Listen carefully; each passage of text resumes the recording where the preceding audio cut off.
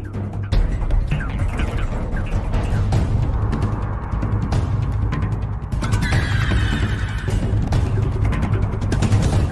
bonna bazze ku mbaga nga MC Muganda Abaganda tukwekereza omugenyi omukulu singa atuula wano n'abamu omukka ogutali mulungi nga buno bwe batukuba baneemuletera awo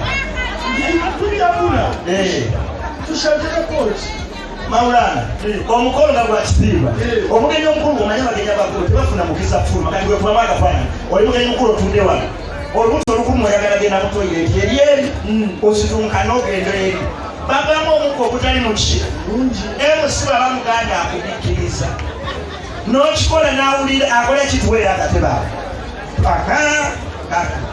MC nze mugenyi mukulu MC Muganda basabira banyatwala bategeeza omukolo okyagerera amaaso abantu bena munyumye muli basanyufu abeera mulye n'abeeri mulye twagala bategeeza esaawa eno tuyaleeta omugole waffe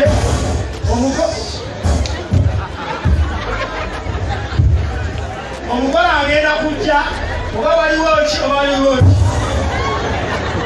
teri kigenda lemesa mugole kuyingira tente eyo twagala bategeeza twategese bulungi nnyo era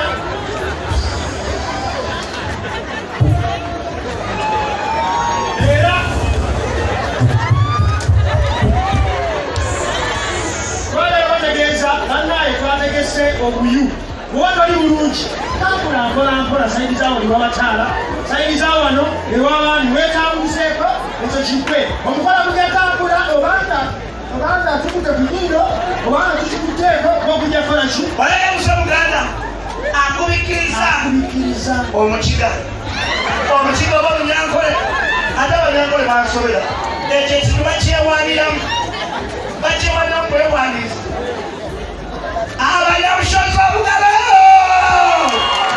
abanyambalala mwebale kwisha abanyantungamo ayibambe mwana wa Amosi wanyama Amosi webale Amosi ati wanyambusi jini wajampatia pizza kaina baba Amosi wajampatia pizza webale Amosi nakuleba tuongera Amosi mwana we Amosi mwana kaina lugo nawe nyamba Amosi ongenyi mkulu ya nyamba abakita bewana omulugwana ne bwoyisakati obanga so omuntu abasaala n'abaami omukono ositambula tuyagala bayibu tuyagala seeyo nzagala omunwe munie n'abantu esimyeyo nzagala omunwe asimu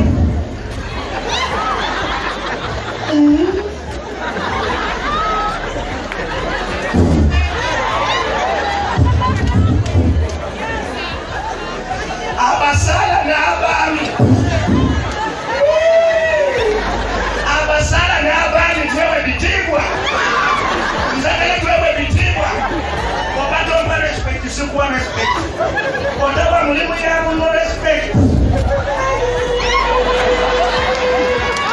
ekitibwa abasala n'abaami omugenyi omukulu afuuye batiwayi wasoofuwa musaza mukulu ulina abaana mugenyi mukulu anyampa labalaba bwatambula busa nababusa ate omulugwana tegugwa nebwogenda mu motoka yo akulumbayo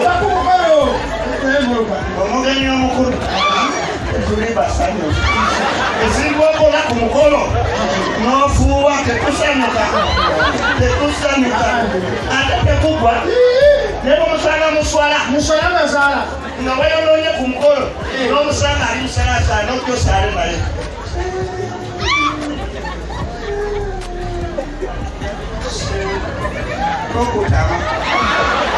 tokutama Tolina wuzu. Wafuye ku mukolo. Wakoja de utofuwa ku mukolo. Tako mawo. Acha. Ne bakusanga kulumbe na mukaba. Na mukaba. Omuntu yafude abantu batibaze. Kulo. Kama katonda wakola kufa banana. Disopio. In the morning ngo pio sila mama yange. Orebulafa. Orebulafa pio. Katonda wali des. Asima wewe mkwano bange. Wasa pio. Wetoka hapa. Wetoka hapa. Wafuye ku mukono. Toka hapa. Teriko nebo usanga ku mukolo mulala. Unasiba ngenyi mukulu. Ulibali kwa mukaka kuno musanze wakuna.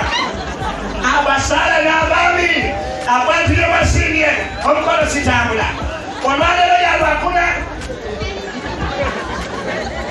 Abasala n'abami. Walina mukolo nakaukalwa mukaga. Ono omwami sale mugeni mukulu yafuwa ku mukolo.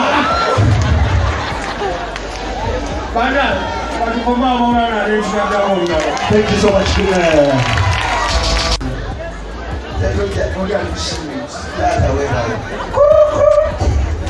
Mkulike mlango wa kama fatuliza sono wewe katoke kakere maso ngamu alushika balo maje eba sebo ale sebo anyono onabudu wa ma sebo Christmas etushe sebo musa mumani wa Bible musa mumani sebo yasiku abana ba Israeli n'abajja mu Egypt n'abatwala mu nsensuulize opromisira de kana ani aile chapa chensensuulize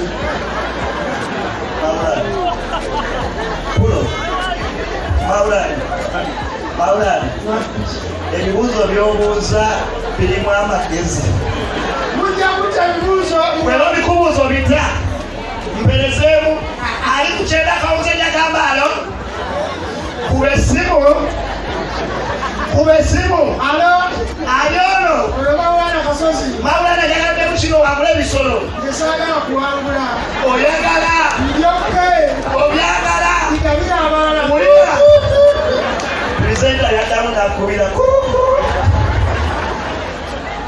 bwe Maulana kwata twagala wangule ono presenta ku ddembe ddamu kino wangule Yuda Iskariyoti omujjukira Yuda mumanyi yali Yesu olukwe twamanya galandiro diwe asidike ebinywa lwekyo zole kita kubuuza kirala Zakayo muwozi Zakayo muwozi omujjukira yalina abakazi bana twamanya gaba ekisibe mukaaga obuuza ebyekisiba Chena komena de befe msike msipaka kutegeza mufasi mwambela ndio mbele na mbele na shika baro uladi wape anyono